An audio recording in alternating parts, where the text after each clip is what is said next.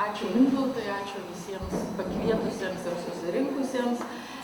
Iš ties čia ta su stoka ir spraga čia viskas gerai, su Lietuvos dailės istorijos tyrimais reikėtų tam tikrų išnašų, skliaustų, kalbėsiu daugiau apie savo tyrimus, ne apie visą, kai kurias kalbėsiu taip, apie tendencijas, kurias pastebiu ir kolegų darbuose. Ir dar ta pat dailės istorija, šiame pranešime yra ta dailės istorija iki 20-ojo amžiaus, vėlgi dėl tos pačios priežasties, kad 20-ojo amžiaus netyrinėjo, turbūt labiausiai dėl to, kad kažkaip esu jo liudininkė bent per 3 kartas ir man tasai atstumo jau dar nebeužtenka. Tai tyrinėjau 14-17 amžiaus Lietuvos dailę, tai apie ją ir pakalbėsiu. Šitie 2 raktažodžiai atsirado, jau mane persekioja per keletą metų, labiausiai jie sustiprėjo išėjus mano monografijai, kurią staiga po jos visi pradėjo, oi Giedre, ten atvažiuok, ten parašyk dar straipsnį, ten padaryk dar kažką. Sakiau, viskas, aš jau ką galėjau, tą parašiau, daugiau nebeturiu iš ko. Visa tai, ką mes radom tą bizantinės dailės net stačiatikiškose Lietuvos didžiosios kunigaikštystės žemėse, tiek jos ir yra. Ir daugiau aš arba galiu save kartoti, arba dar kažką daryti, bet iš ties tai buvo ir iki šiol gana nuožmiai atsisakinėju, nes iš ties nebeturiu ką pasakyti. Ir šiek tiek tai, ką parašiau šitoje knygoje, priminsiu jums vėlgi iš dorojimusi su stokomis ir su spragomis.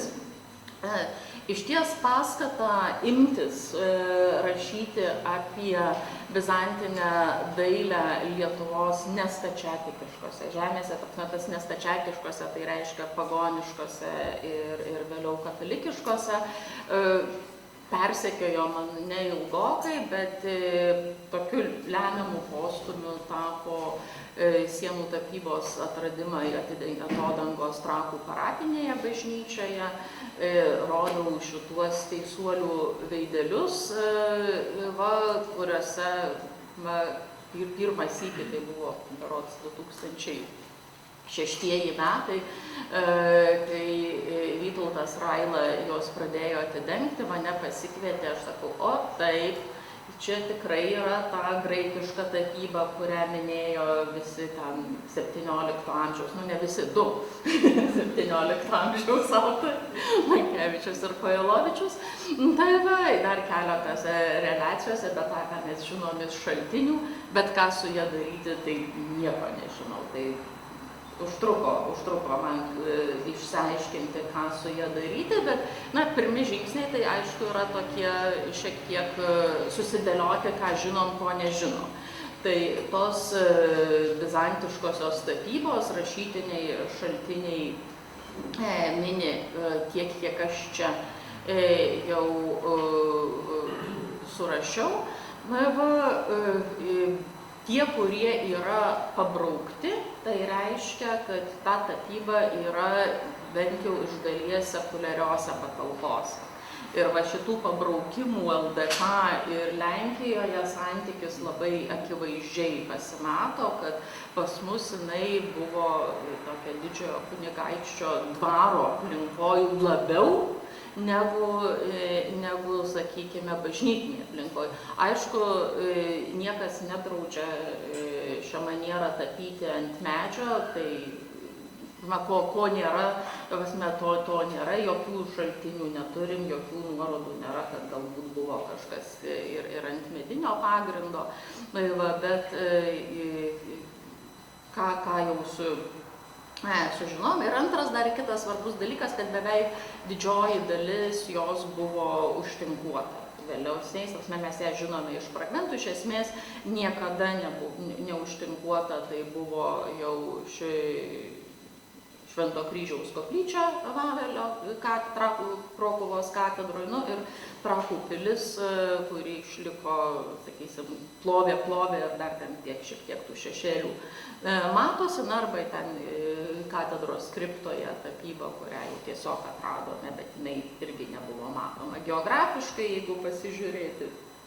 Tai šitie mėlynieji taškai ant žemėlapio rodo, kur jos būta, tai kažkokios, sakykime, su Lenkija, tai turbūt reiktų pasiremti jau Lenkų mokslininkų teigimu, kad tai yra tokių Jogailos akcentų perdėliojimas svarbiose Lenkijos vietoje, o kalbant apie Lietuvą, tai labai akivaizdu apie Vilnių, apie didžiojo, labai aiškiai su didžiųjų kunigaikščių gale susieta.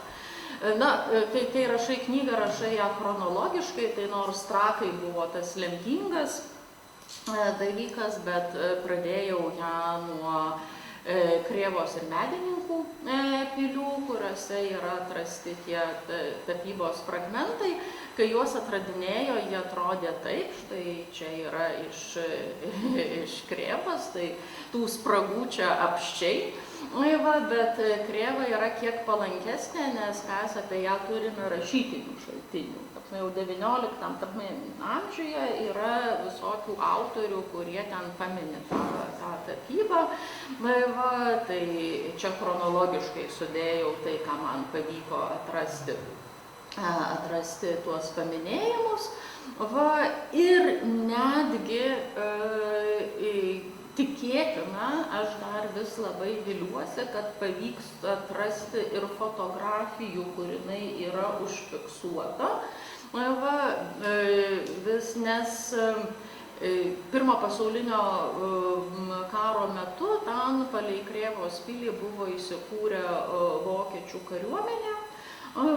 Ir yra jos visokiausių strateginių fotografijų, kad gal kas nors ten įėjo ir problema tame, kad štai šitas Krėvos bokštas stovėjo visiškai sėkmingai iki 17 metų rugpjūčio. Čia tos yra iš kareivių panoramų ir 17 metų rugpjūtį ten per kelis puolimus Rusijos kariuomenė jį susprogdino. Tai, kas yra viršuj, dabar iš jo ten beveik labai mažai kas liko ant žemės ir išliko tie griuvėsių sluoksniai. Juos pradėjo kasinėti dar 88 metais, tai yra tie pirmieji radiniai, saugomi Gardine. Ir yra dekoro fragmentai, ten galim nustatyti, kad tai buvo daugiausiai tapyti skliautai. Na ir mums, kaip dailės istorikams, tai labai svarbu, kad kai atrandi figūrinę tapybą, kad net ir šitie veidukų fragmentai su bizantinė daile smagu tai, kad jinai tokia kanonizuota. Tas romėniškas, jeigu 3 akys veidas, 2 delnai veidas, gali susiskaičiuoti maždaug, jau turėdamas akį gali suskaičiuoti kūno proporciją. Tai šitos figūrėlės turėjo būti kažkur tarp 1,10 m, 1,20 m, šitokios, jos kas išliko. Su medininkais yra kur kas sudėtingiau, nes jie apleisti 16 amžiui, apie tapybą apskritai nežinota nieko iki 94 metų archeologinių kasinėjimų. Jinai atrodo taip, ten yra kokios 5-7 dėžės šitų radinių. Juos vėlgi galima identifikuoti, kad jie yra skliautų tapyba, tai irgi yra svarbu pagal patį sluoksnį. Ir čia taip pat yra figūrinės tapybos. Šitas veidukas ir tikiuosi, man pagal viską tai turėtų būti plaukai. Viršugalvis su plaukais. Tai irgi galima paskaičiuoti, kad maždaug šiek tiek žemesni, bet apie metrą tą figūrėlę galėjusi būti.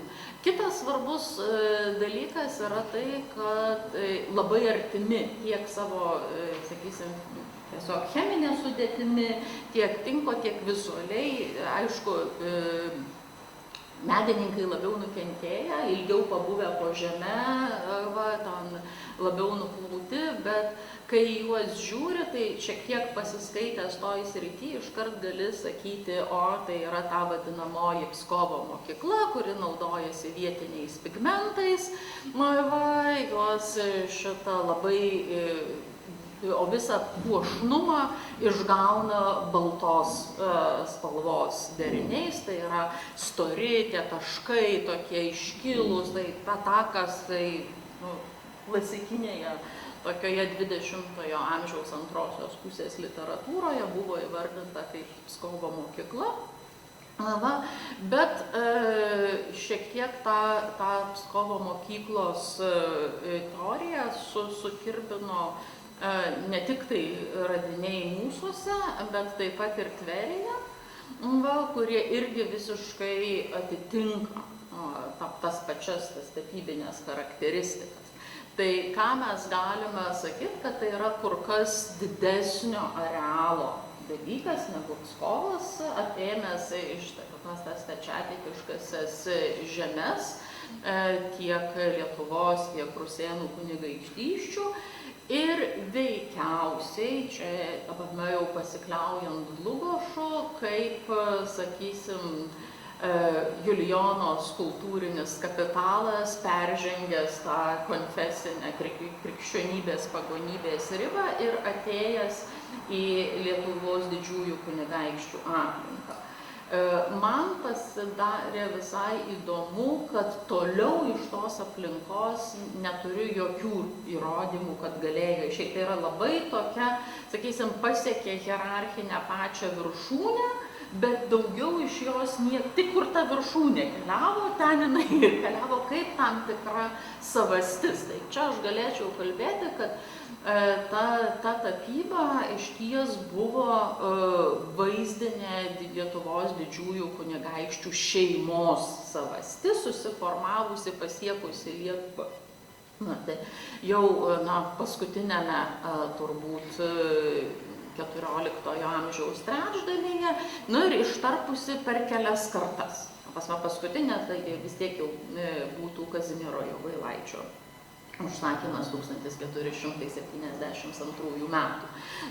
Kad jinai tarpo dar ir Vilniui turime iš Žemutinės pilies, turime šitame pačiame atlase labai įdomų aprašymą, kad joje būta tapybos, ir ten visur atlasas mini, kad čia turėtų būti toj Švento Martyno koplyčioje ir taip toliau. Tuo metu, kai sudarinėtas atlasas, tos koplyčios nebeliko, tai veikiausiai ta tapyba yra nuoroda, kuriuose dar buvo liekanose didžiųjų kunigaikščių rūmuose. Taip pat jos būta, bet čia tik tai rašytiniai šaltiniai. Ir jau pati katedros kriptos nukryžiuotasis, kuris šiaip yra labai smagus tuo, kad jisai pagal savo stilistiką yra išties bizantiškasis, tačiau tai yra vadinamasis trijų vinių nukryžiavimas, kai Kristaus abidvi pėdos yra perkaltos viena vinimi.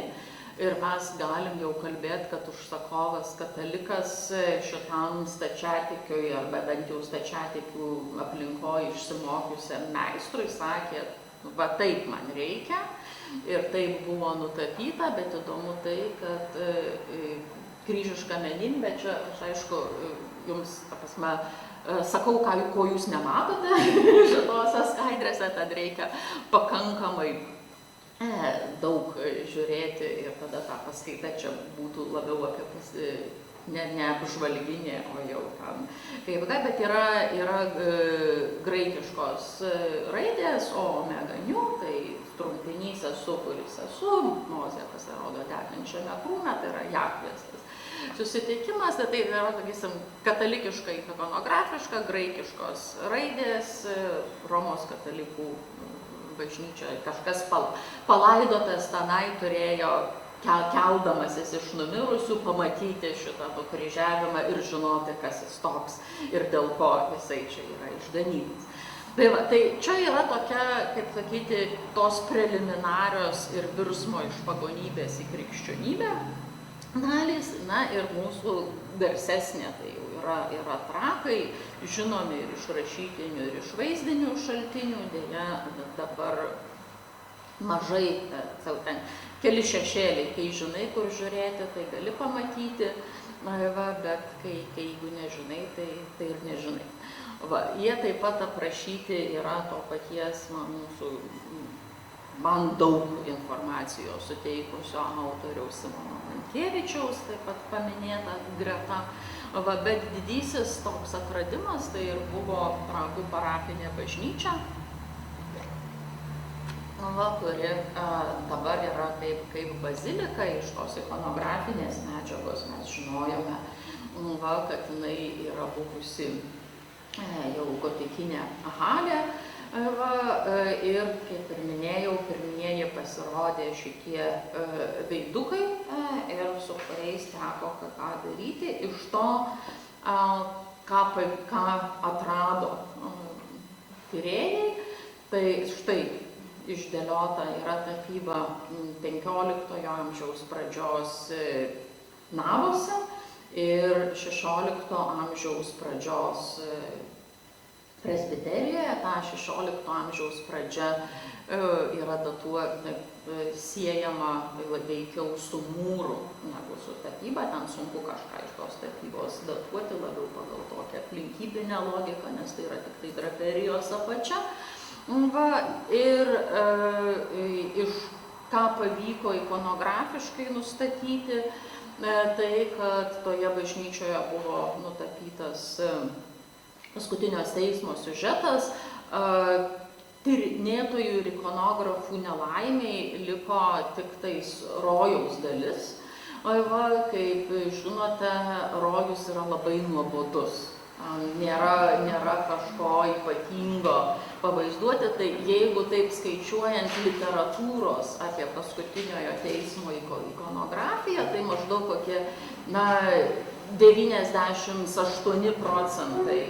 bus skirti pragarui, nes ten įdomiausia ir už ką, ir kaip ten tave niekad nepavargstantis kirminas grauš, ir kas ten tau bus, ir taip toliau, ir visokių variantų, ką gali, tai dar yra apie 1,5% kažkiek, tai pačiam jau antrajam Mesijaus atėjimui, ten keli variantai, kuriais tekstais remiamas ir taip toliau. Ir visiškai nedaug yra tam rojai, nes ką vaizduoti, kai yra gerai. Tai čia man tokia šiek tiek mokslinė nesėkmė, nes labai turi nedaug tos medžiagos. Dar prie tos stoką padidino tai, kad tas vidurinis medis, kuris irgi yra rojaus medžio dalis, bet remontuojant bažnyčią buvo prarastas. Tai mes šiek tiek turėjom daugiau, turime mažiau. Bet turime išties pakankamai, kad patirti konfūzą, kad man šita tapyba nesisiejo su niekuo, ta prasme, nei su tais Krėva menininkais, nei su tai, kas yra išlikę Lenkijoje. Lenkijoje vėlgi yra problema, nes ten viskas yra perrestauruota. Lenkai pradėjo atrasti daug anksčiau, pirmoji atrasta 19 amžiuje ir tiesiog ten gali, ikonografiškai, daugmaž viskas neblogai, bet apie stilistiką kalbėti beveik neįmanoma. Tai ir pradėjau ieškoti tokiu atmetimo būdu ir visiškai iš tiesų ten bandžiau rasti, šiaip žiūrint per nuotraukas, tai labai balkaniška tapyba ir galiausiai man pavyko sau bent įrodyti, kad tie meistrai, kurie dirbo Trakuose, savo amato išmoko Serbijos Moravos mokyklos aplinkoje. Tai va čia rodau tokius pavyzdžius. Vieną serbiškąją, kitą iš Trakų. Ornamentikoje jisai irgi yra, draperijose. Na ir taip pat titulatūrai. Čia man buvo tikrai svarbu, nes tas vienintelis įrašas identifikuojantis patriarchą Jokūbą Trakuose yra filmuotas kaip teisuolis Jokūbas. Tuo tarpu šiaurės tose slaviškose aplinkose visą laiką naudojamas tėvo, oce, praotec, praoce, tai va, o ne teisuolio titulas. Tuo tarpu, jeigu nukeliaujame į serbiškasias žemes, tai ten visur yra teisuolio titulas, tai vadinasi, net ir tie meistrai, kurie tapė ir kurie rašė, užrašė ir vardą Jokūbo, ir titulą tokia serbiškąja tradicija. Vėlgi galiu pasakyti, kad tie patys meistrai, kurie tapė bažnyčioje, tapė ir pily, tai buvo vienas užsakymas, ir tapė prastai, technologiškai prastai, nenaudojo gerų medžiagų, nenaudojo to smulkinto lino pluošto, kad sutvirtinti tinką su mūru, turėjo daug išteklių, dėl to pernaudojo pieno, tai tapo tinkas gan riebokas, ir tai vėl čia jau kita tokia būtų istorija, kaip ir kodėl. Tai greičiausiai mano toks įtariamasis yra Grigorijus Camblakas, kuris prieš tapdamas jau Vytauto praktiškai valia paskirtas Kijevo metropolitu buvo Dečenų abatas. Tai jisai čia iš tų Dečenų keliavo aplankyti Fotijų, kuris mirė, parašė tą savo garsiąją raudą ant Nemuno krantų. Ir po to jau čia kažkaip tai pasiliko ir tapo artimas Vytauto dvarui ir tapo paskirtas Kijevo metropolitu. Tai, kad nors mūsų šaltiniai mini tik tai Camblaką, žinom, kad tais laikais nei vienas netkeliauja po vienu. Tai joks tokio lygio bažnytinis veikėjas nekeliavo vienas, jis keliavo su savo aplinka ir toje aplinkoje veikiausiai ir buvo greičiausiai ikonų tapytojai.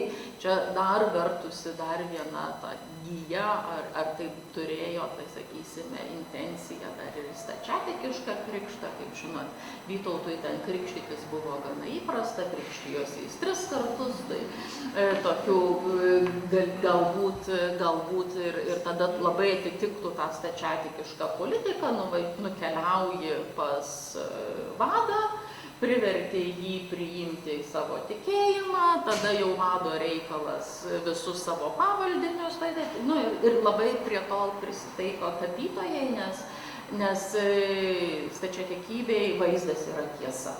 Vaizdas yra tikėjimo tiesa ir be vaizdo tu tikėjimo nepaskleisi. Bet čia tokia kaip neišsipildžiusi tradicija, o kas tai Lietuvo mūsų dailės istorija išsipildė, tai kad man dar šitas tyrimas ne tik tai ten su serbais pavyko susijęti ir tikrai pasidžiaugiau, kaip kolegos Serbijoje, jis sakė, čiagi mūsų, tai iš kur tu čia atradai, sakiau, čia Lietuvoje, tai tada jau, sakiau, jau nebesu eretikė visiška, yra, kad jeigu serbus įtikino, kad jų, tai matyt bus jų. Bet mums pasisekė dar ir tai, kad sudėliojus visą tą ikonografinę programą ir suvedus į vieną reikalą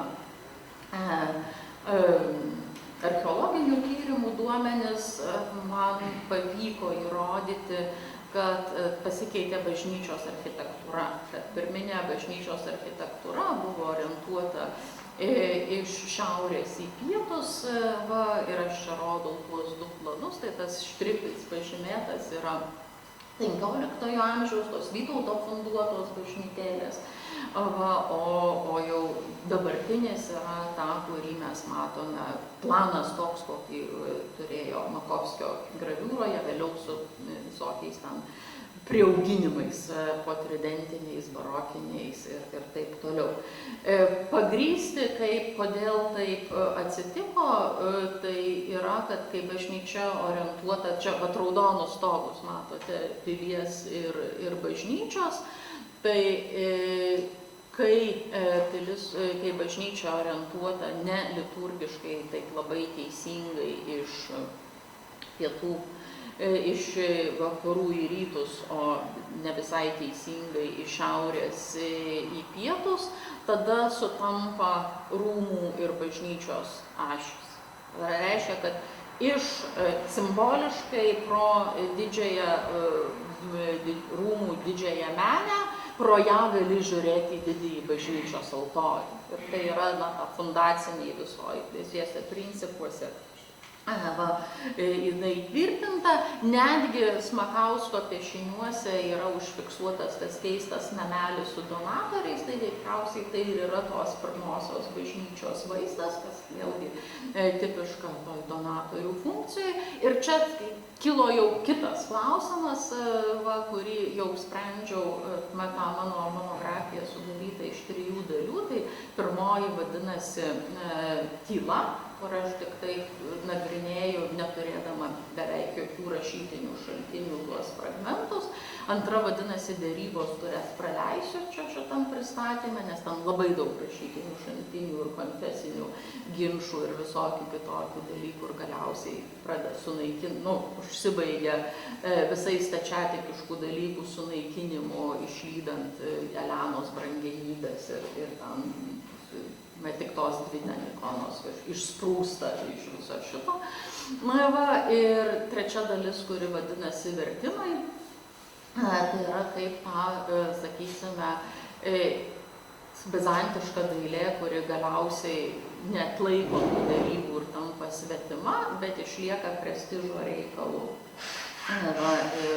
Ir tampa jau įkūnyta Trakų Marijos atvaizde.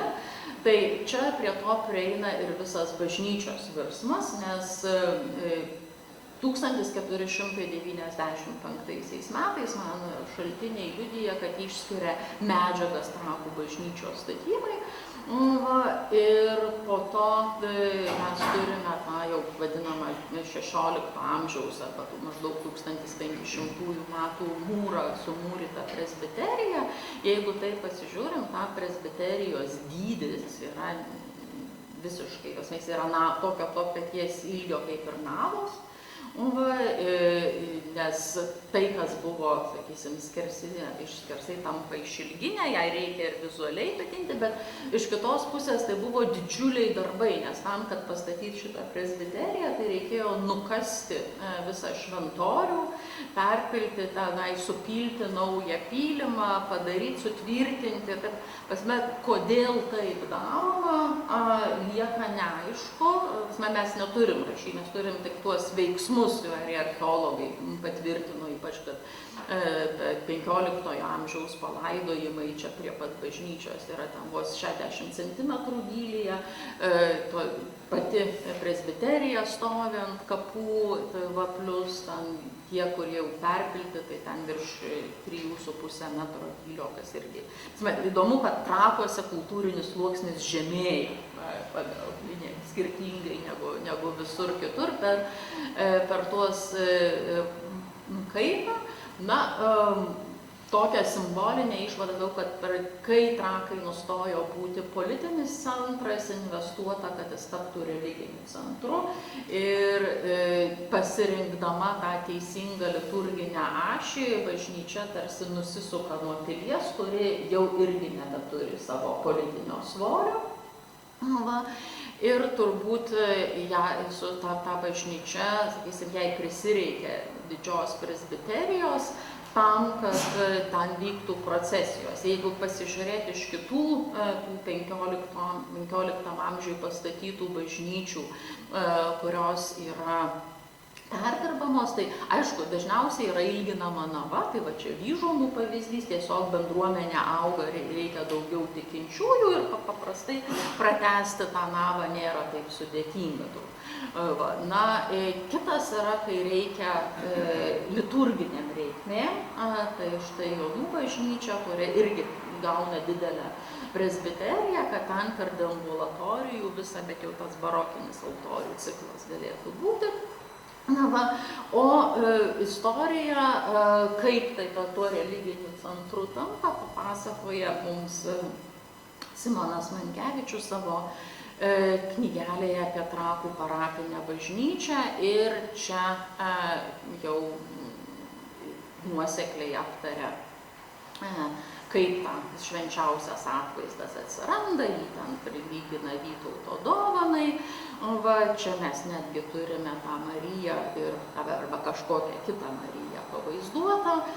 Va, joms čia yra ta presbiterija pristatyta, štai jos vaizdas to, kurio mes praktiškai dabar ten tik viena atodanga, čia archeologinių kasinėjimų metu matomas vaizdas, bet įgyjamas svarbus atvaizdas,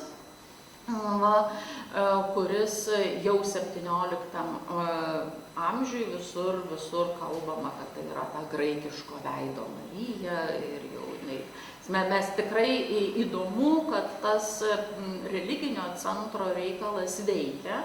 Trakų bažnyčia, mano žiniom, yra vienintelė niekad nepakeitusi konfesijos. Net sovietai neuždarė, Vilniaus katedrą uždarė šitą, niekad ten nebuvo net ginčo, net tokio kažkokių diskusijų, kad ten atitektų reformatam ar dar kažkam protestantizmui, ne, jinai dirbo kaip fabrikas visą laiką, ir turbūt tai yra tokia viena iš sėkmingiausių religinių investicijų per atvaizdą, kuris galbūt galėjo atrodyti taip ir galbūt Sarbievijus netgi ir turėjo mintyje šitą vaizdą rašydamas savo poemą apie mergelę, kurios plaukai plaikstosi ir kuri stovi. Ir dar mums Kojelavičius paaiškina, kad taip, anksčiau tai buvo visafigūris atvaizdas, bet va čia jį nupjovėm, patrumpinom, netiko, padarėm tikresniu. Tokių reikalų yra buvę, tai nėra kažkokia tai naujovė. Žinom, kad tas visafigūrius atvaizdus trumpindavo, kad jie taptų tikresni, kad žiūrėtų Mariją iš anapusybės, kad tas žvilgsnis per iš kitos pusės lango, tai čia Panteono Madona yra klasikinis pavyzdys, bet to atnaujinimo būdų. Lygiai taip pat su tuo graikišku veidu irgi yra, tai nėra visai iš piršto laužtas dalykas, o vienintelė vieta šitos Marijos, kuri yra nepertapyta, yra veidas.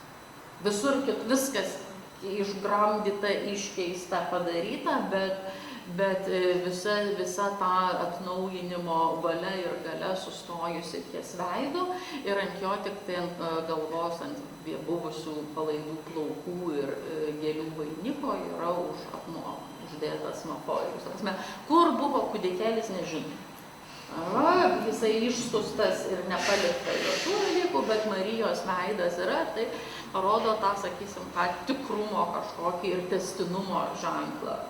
Medžiagoje tai galėtume manyti, kad tas virsmas atsirado iš visafigūrės į tą sėdinčią tokią pseudo ikoną ir tai ta pseudo ikona ir yra toksai kaip ir geras pavyzdys, apibrėžimas, kaip toje 17 amžiaus, ne visai pradžioje, veikiausiai tai yra 40-iniai metai, kada čia viskas įvyksta, yra suvokiama, kas tai yra ikona.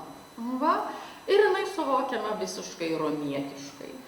Nors jos ten pasakojimai eina čia mes čia nuo apaštalų laikų ir ten Bizantija ir Konstantinopolis ir visa kita, bet vaizdinė schema yra romietiška. Tai iš šito galima padaryti išvadą, kad kol šitas paveikslas, jisai aišku buvo centrinė altoriaus dalis, jisai turėjo būti su suveriamais sparnais, ir jam buvo pastatyta rekonstruota bažnyčia, maždaug įgavo tokį čia vizualizaciją paremta jau labiau Makovskio graviūra su ta išilgintąja presbiterija, ir jeigu ieškot analogų, tai galbūt galėjo atrodyti kaip kitos to laikotarpio Madonos, nors taip kaip jį matyti, mums paaiškino įrašas kitoje pusėje, kad čia jau yra.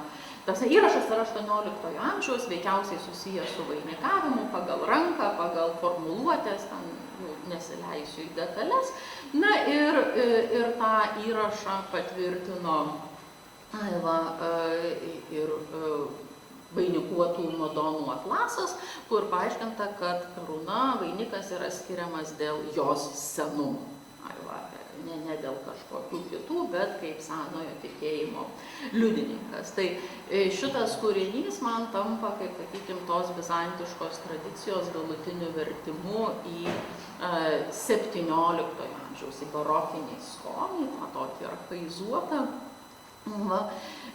Ir pasirodo, jinai funkcionuoja ir jau 18 amžiuje niekas nebejoja jos bizantiškąją kilme. Jau čia galėčiau ir baigti, bet dar šiek tiek turiu laiko ir kitą stokos ir spragos istoriją, tai šitoj vietoj tą visokią šaltinių stoką užpildo žodinis pasakojimas, kaip jį susijęti. O kitas tai toks kitokia spraga, prieinamumo, pamatymo ir panašiai. Kai dar iki visų įvykių važinėdavau į Minską dirbti su Krėvos radiniais, taigi ten yra muziejus, į kurį aš užeinu. Ir štai matau šitą paveikslą, žiūriu į jį ir galvoju, kaip aš galėjau nežinoti. 1514. Kaip taip galėjo nutikti, kad jau save laikydama visiškai profesionale ir taip toliau. Nežinau, pasižiūrėkit, išmatavimai 175, jisai galingas daiktas, tai va. Ir pasidėjau jį, nusakiau, pabaigsiu su šitams bizantiečiais, reikia sužinoti apie jį daugiau.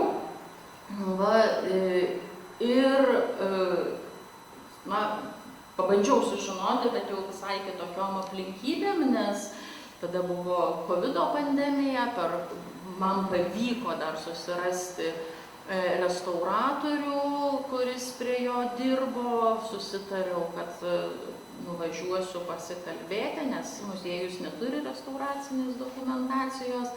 Per COVID restauratorius numirė, man taip ir nepavyko su juo, jau buvo tikrai garbaus amžiaus. Tai nieko aš apie tą restauraciją nežinau, ir po to jau nutiko visi kiti įvykiai, kad tiesiog tapo Minskas nebepasiekiamas ir nebelankytinas. Vienintelis, kad tikrai yra geranoriški kolegos, tai ką turėjo bent jau geros rezoliucijos nuotraukas man atsiuntė.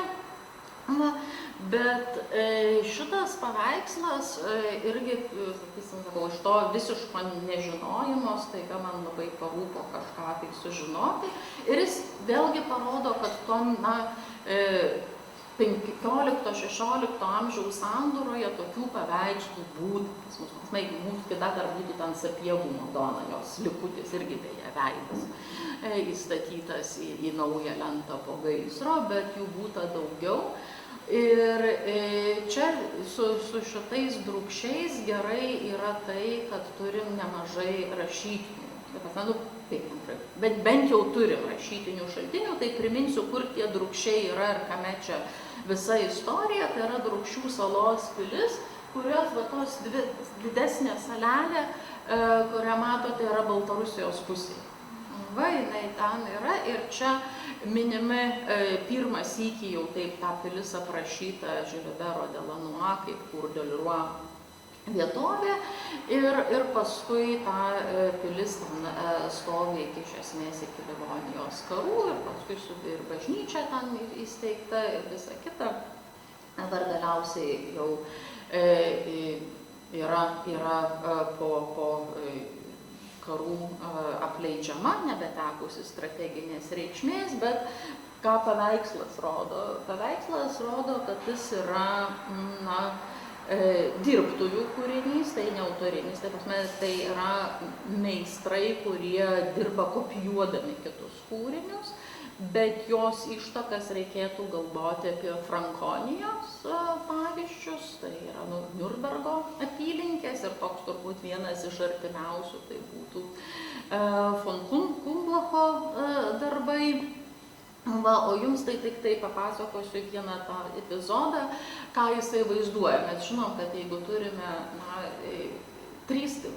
visokie karaliai labai tapatindavosi su tais trimis karaliais. Ir čia tai yra tokia irgi identifikacinio portreto klasika. Deja,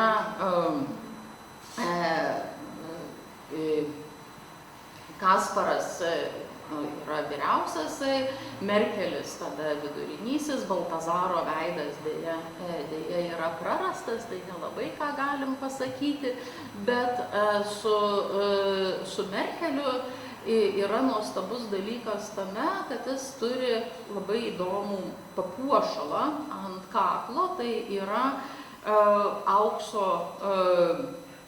Vilnos ordino grandinė, ant kurios kabo ne avinėlis, o medalionas. Grandinė yra idealiai tiksli, medalionas yra idealiai netikslus. Kadangi neturiu jokios restauracinės medžiagos, tai neturiu nei, sakysime, tenais, bent jau rentgeno kažko. Nežinau, kaip ten jo visi tie valymai, restauracijai dirbo. Žinau, kad paveikslas buvo pertapytas 17 amžiaus antroj pusėj. Tai labai mano spėjimas yra, kad tą tokį medalioną, kurį mes matome, tiesiog net pažino to avinėlio ir jau padarydami aptaisus, kur tą medalioną matom, tik tai grandinė jau yra sufantazuota.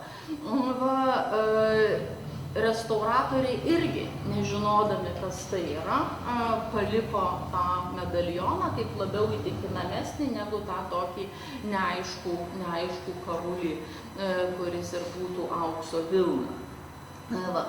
Tai jeigu aš spėčiau, kad šitas Merkelis yra identifikacinis Žygimanto dar netapusio senuoju portretas, tai visi man atsakytumėt, kad ojojoj, ne Žygimantas čia, nepažįstam tokio Žygimanto.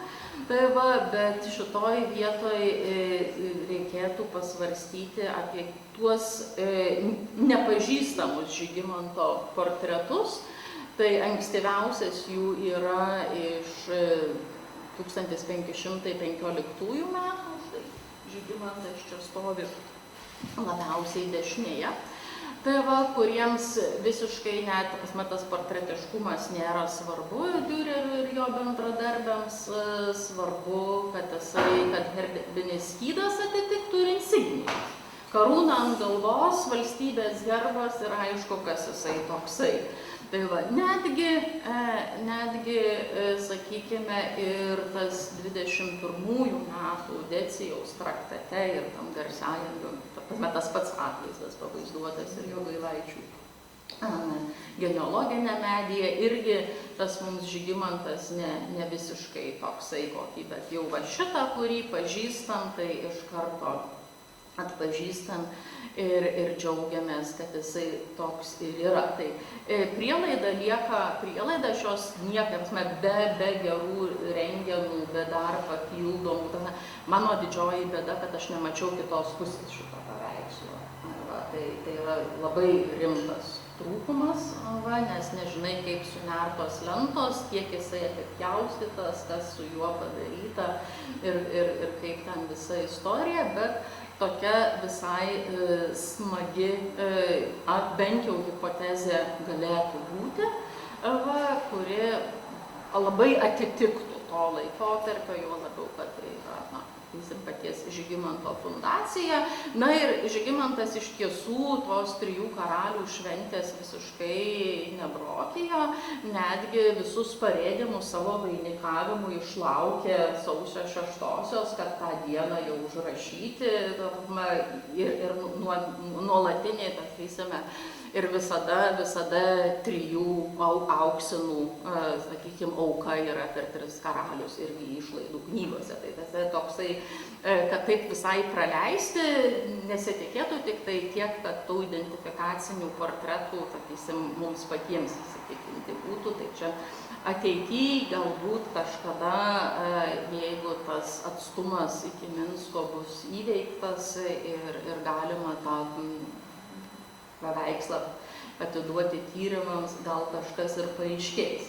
Tai tų spragų ir stokų mano tyrimuose ir apskritai Lietuvos dailės istorijoje yra apsčiai, jei tik tai norite, iškart jums galim jų pasiūlyti įvairiausiais pavidalais, bet šitoj vietoje tada pereinu prie tokios apibendrinančios savo apžvalgos dalies ir jai pasirenku asociatyvį, man pačią maloniausią vaizdą.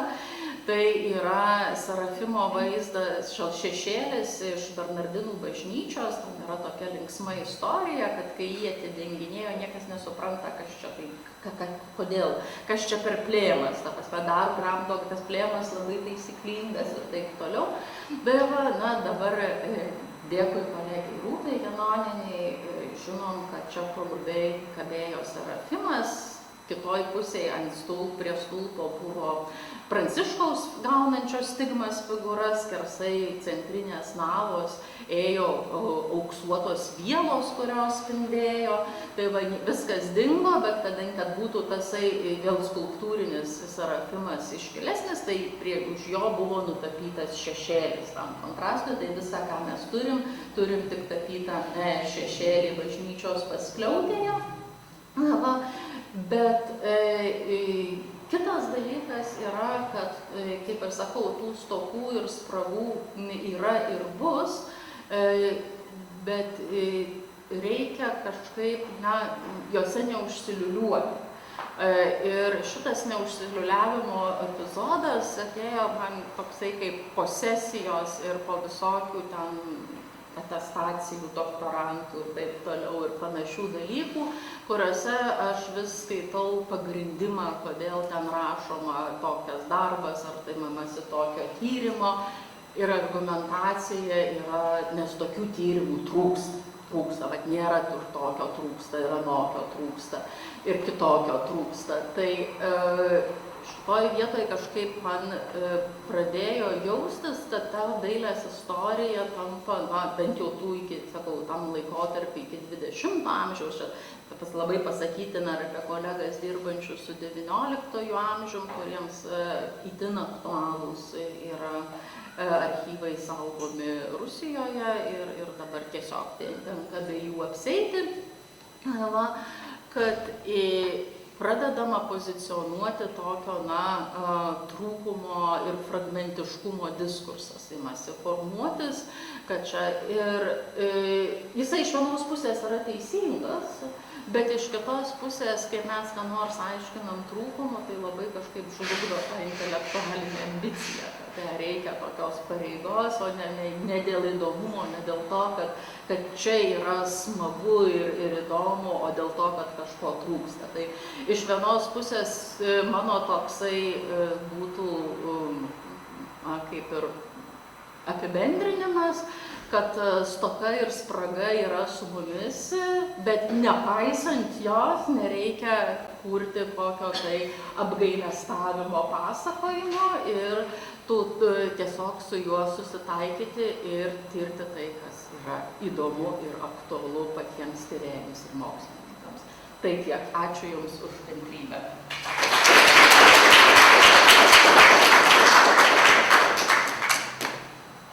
Ačiū už tokį įdomų pranešimą ir vaizdingą, tai prašau klausimą.